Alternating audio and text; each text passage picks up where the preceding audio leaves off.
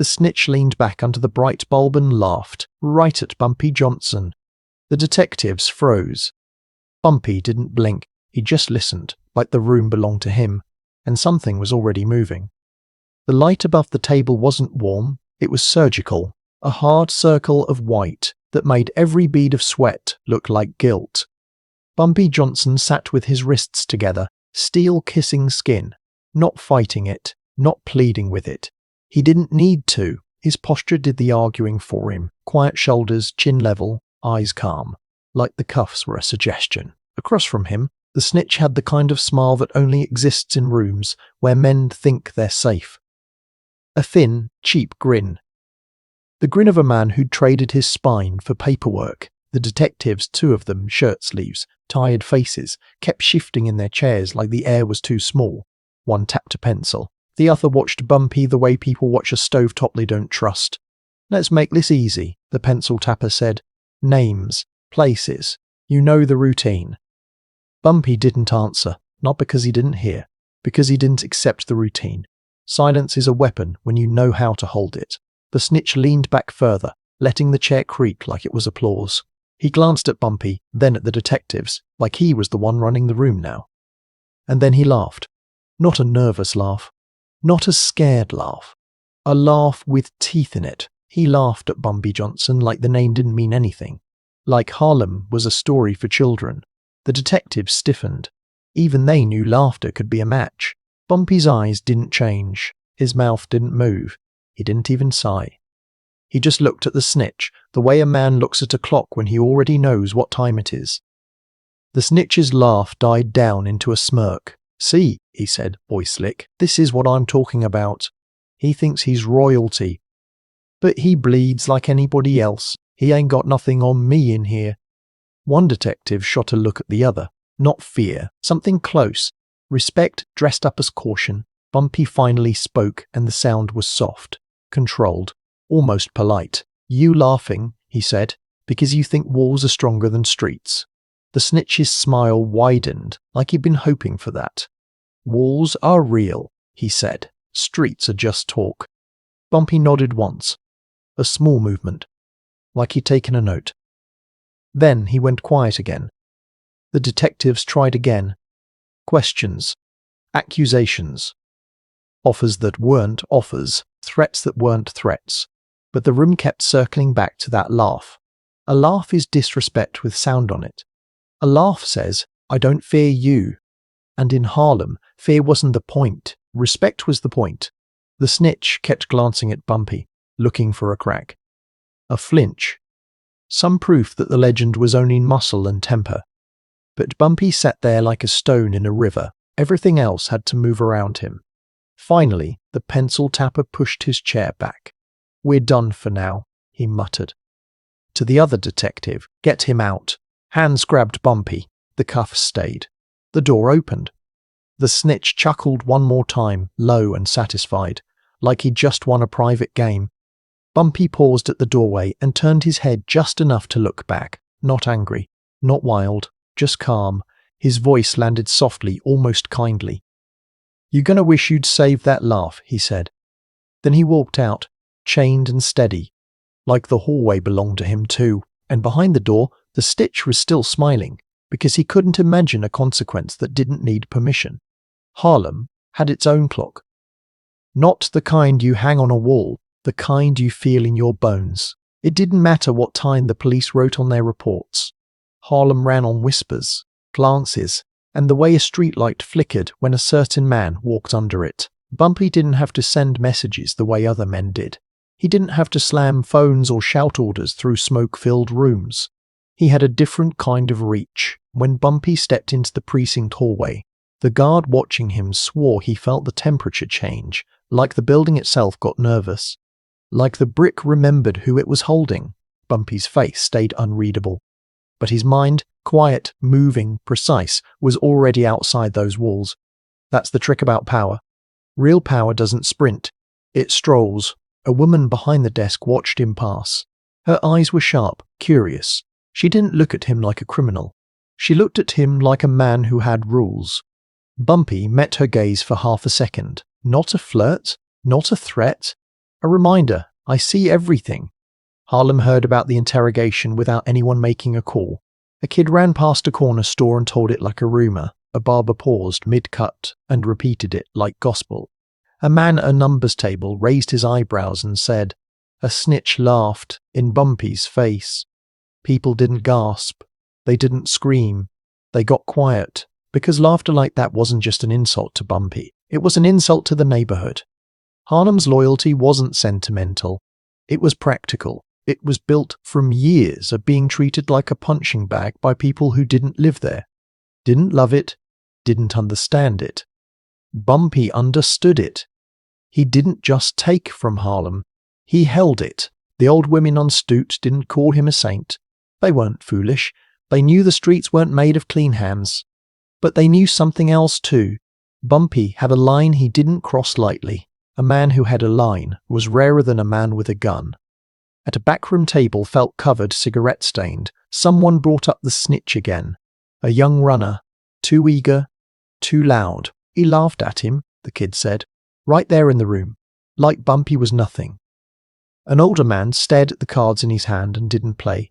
That ain't brave, he said. That's stupid. The kid leaned forward. So what happens? The older man's eyes lifted. What always happens, he said. The neighborhood corrects itself. Bumpy walked through Harlem later like a shadow the buildings recognized. He didn't need a parade. He didn't need witnesses. Just presence. A shopkeeper nodded at him. Not friendly, respectful. The kind of nod you give a man who keeps chaos away from your doorstep. Bumpy nodded back. A teenager on a stoop stopped chewing his gum and stood up straight without thinking. Not fear, conditioning. He'd grown up breathing the idea that Bumpy Johnson wasn't a rumor. He was the boundary. Bumpy passed them, calm as prayer. And somewhere in that calm, the snitch's laugh travelled like an infection, not because Bumpy wanted revenge, because disrespect, left untreated, spreads, and Bumpy didn't build a legacy by letting the neighborhood rot. Pressure is funny. Most men think pressure comes from above, police, judges, laws with hard edges, but the streets have their own pressure, and it's colder. The snitch, still in custody, still smug, didn't realize he had stepped into a world where the law was only one set of rules. Harlem had another. In the precinct, the detectives talked like they were holding all the cards. They had cells, they had files, they had piles, they had time. They didn't have the neighborhood. One detective lit a cigarette and stared at the snitch. "You sure you want to keep playing like this?" he asked. The snitch shrugged. "I'm protected," he said. "You got me now. That's what I'm paying for. That's what I'm doing this for." The detective exhaled smoke, slow. "Protected," he repeated. Like the word tasted odd, the other detective glanced down the corridor, uneasy. He'd worked enough cases to know something the snitch didn't. Protection isn't a wall. It's a promise. And promises, out there, were breakable. Bumpy wasn't pacing in a room somewhere, frothing with rage. That's what weak men did, panic disguised as anger. Bumpy was thinking. He thought about the laugh. Not the sound. The message behind it. The message was simple. You don't control me. That's what a snitch laughs for. To prove he's untouchable. To prove he can spit in the face of the neighborhood and live. But Bumpy wasn't interested in proving anything. He was interested in balance. If you let a man laugh at the rules, you teach everyone else the rules are optional, and then you don't have a neighborhood. You have a battleground. Bumpy stepped into a small room later. A place where the air smelled like old wood and careful decisions. Men waited there, not soldiers, not fanatics. Men with families, men with businesses, men who understood that chaos is expensive. They didn't speak first, they didn't have to. Bumpy sat down, the chair didn't squeal. Nothing in the room argued with him. Someone slid a glass across the table. Bumpy didn't touch it. "What'd he say?" one man asked, keeping his voice low, like the walls were listening. Bumpy's eyes stayed forward. "He laughed," he said. The room tightened. A small shift, like the neighborhood itself had inhaled. A younger man's jaw flexed. "We can handle it," he said. "Too fast. Too eager." Bumpy lifted a hand. Not high, not dramatic. Just enough, and the younger man stopped. That was Bumpy's kind of dominance. Not volume. Control. Violence is easy, Bumpy said. Any fool can be loud. Any fool can swing first. He let the words sit, but we ain't fools. The men watched him, waiting. Bumpy leaned slightly forward. That man didn't just disrespect me, he said. He disrespected the street that raised him. He disrespected the mothers who walk to church and don't want their sons turned into jokes. He paused. The pause was heavier than a threat. Harlem runs on respect, he continued. You break that. You don't just break me. You break everybody. The man at the end of the table swallowed. So what you want? He asked. Bumpy's eyes didn't harden. They stayed calm. That was the frightening part. I want correction, he said. Not a circus, not a war. A correction. He stood up and the room stood with him without being told. That's how loyalty works when it's earned. Bumpy walked out into the night, coat collar up, face still calm, and somewhere behind locked doors a snitch snapped with a smile, thinking the law was the only pressure that mattered. The snitch didn't understand that Harlem offers chances. Not forgiveness, chances. It's a neighborhood that knows men can be desperate. Men can be hungry. Men can make stupid choices. But when you make a stupid choices and then laugh about it, you're not desperate anymore. You're proud. And pride is what gets men buried. Bumpy didn't rush to punish. He didn't need the satisfaction. Satisfaction was for men who didn't have bigger things to protect. Instead, Bumpy opened a door, quietly. A private negotiation. A messenger found a way to get a message into the snitch's orbit. Not a letter. Not a signature. Just a sentence passed like smoke. You can still fix what you broke. The snitch heard it and scoffed. That was his mistake. In his mind, the message wasn't mercy. It was weakness. A sign that Bumpy was threatened. He didn't see it for what it was. A final test. Because Bumpy didn't want to rule over ruins, he wanted to rule over a community that still believed in itself. The snitch met with someone in holding, a man who'd been around long enough to smell consequences. The man leaned close and spoke without drama. You laughed at him? The man asked. The snitch smirked. Had to, he said. Had to show everybody I ain't scared. The older man stared at him like he was looking at a sick animal. You don't show fearlessness by laughing, he said. You show it by standing on principle. The snitch rolled his eyes. Principle don't keep you alive. The older man's voice got quieter. It does in Harlem, he said, if the right man respects your principle. The snitch leaned back, confident. I'm protected, he repeated, like it was a prayer. The older man shook his head, almost sad. You're in a building, he corrected. That ain't the same thing. Outside, Bumpy moved through the neighborhood like a rumor made solid. He spoke with a store owner whose windows had been threatened by petty thieves. He nodded at a church deacon who couldn't afford another month of broken steps. Bumpy listened more than he spoke. That was the moral layer most people never saw. The restraint. The care. He didn't treat Harlem like a chessboard. He treated it like a family that needed discipline and protection. And discipline isn't always blood. Sometimes it's a lesson. Bumpy knew the snitch's laugh had to be answered, but answered the right way. Not chaos. Not spectacle. A message that said, you can disrespect the law and live. You can disrespect Bumpy and maybe survive. But you cannot disrespect Harlem itself and expect the world to stay quiet. That night, in a small room with a single lamp, Bumpy spoke to one man, just one. The kind of man who did not ask questions that didn't need asking. The man waited. Bumpy's voice stayed calm. He had a chance, he said. The man nodded once. He didn't take it. Bumpy looked down at his hands for a moment, like he was weighing something older than anger. No, he said. He laughed again. The man's face didn't change. So what's the word? Bumpy lifted his eyes. When he spoke, it wasn't rage. It was policy. Tomorrow, he said. He learns what laughter costs. No details. No theatrics. Just tomorrow. And when Bumpy left that room, he didn't look like a man ordering violence. He looked like a man deciding the terms of peace. Morning came with a clean sky and dirty corners. Harlem woke up the way it always did. Women sweeping stoops, kids chasing pennies, men watching the street like it owed them something. But underneath the routine, there was a stillness. The kind that happens when the neighborhood knows a lesson is about to be taught. Bumpy didn't appear at sunrise like some dramatic ghost. He didn't need to. His dominance wasn't in being seen. It was in being felt. In a precinct, paperwork moved. Guards yawned. Doors clanged. The Snitch was still breathing easy, still believing the building was his shield. He'd been laughing with his breakfast, if you could call stale bread breakfast, making jokes for the benefit of other men who wanted to borrow his confidence. You see, he told them, ain't nothing. Everybody's scared of a name. But in here, names don't matter. A guard glanced at him, expression unreadable, and kept walking. The Snitch didn't notice how the guard's eyes didn't hold contempt. They held distance, like a man stepping away from a storm he couldn't stop. The transfer happened quietly. A routine movement. A corridor. A door. A paper signed without flourish. No one announced it like a show.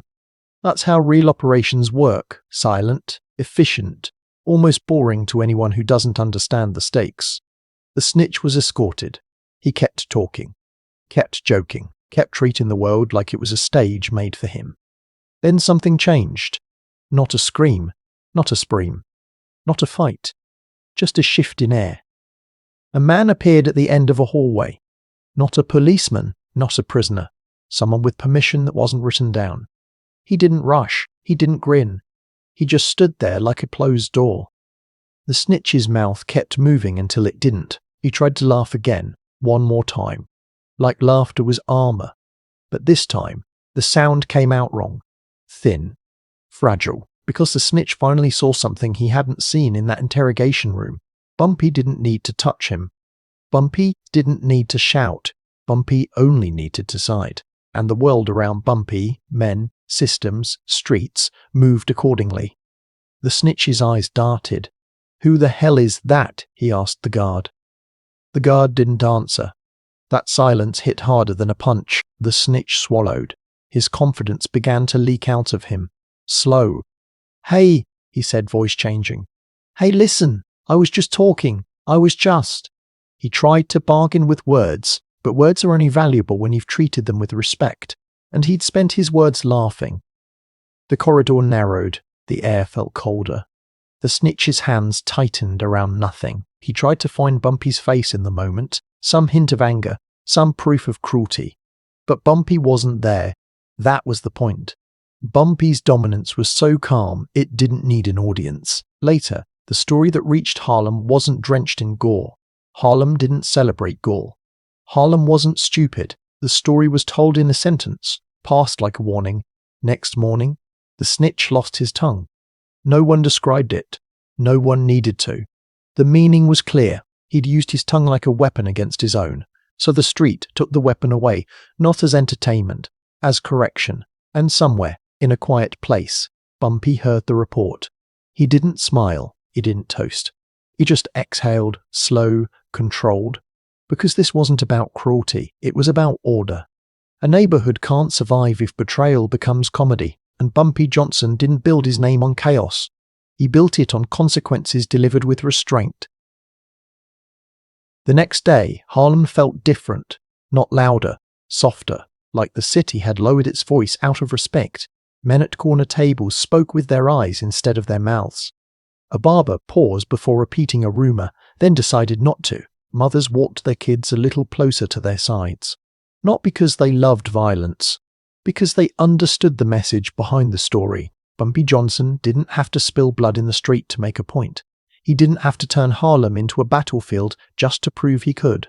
That's what made him dangerous. Restraint is a form of power most men can't fake. In the days that followed, people argued quietly about what it meant. Some said it was brutal. Some said it was necessary. Most didn't say much at all. But everyone understood the layers. On the surface, it was a consequence. A man laughed at Bumpy Johnson in an interrogation room. Next morning, he paid, but underneath that surface there was something deeper. Power isn't just the ability to harm. It's the ability to decide when harm is required and when it isn't.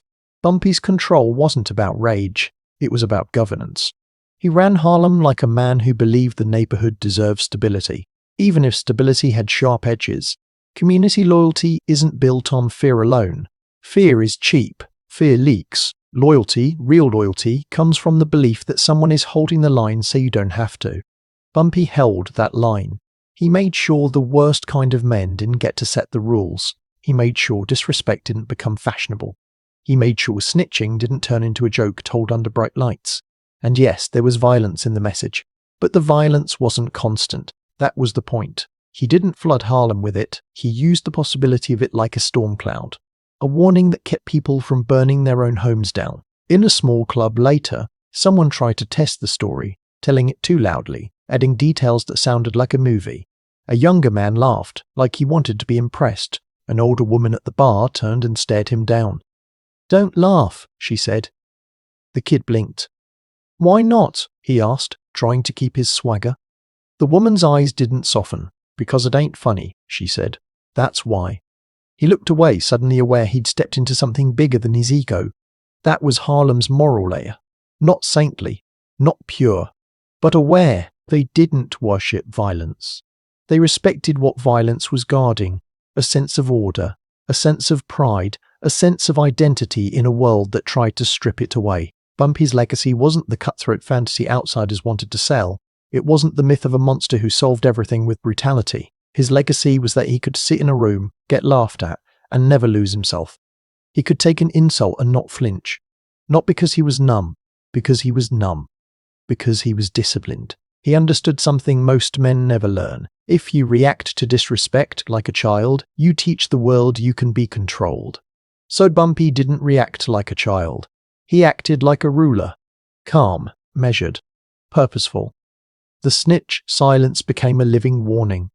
Not a trophy. A reminder that words have weight. That loyalty is a currency. That betrayal isn't a punchline. And Harlem carried that lesson forward. Not in speeches, not in headlines. In the way people moved. In the way people watched their mouths. In the way they remembered that Bumpy Johnson's power wasn't in the violence he could unleash, but in the restraint he chose, right up until the moment restraint stopped being enough. Because in Harlem, legacy isn't carved by how loud you are. It's carved by whether the neighborhood still stands when you're gone. And Bumpy Johnson, quiet, controlled, unshaken, was building something that lasted longer than any interrogation room.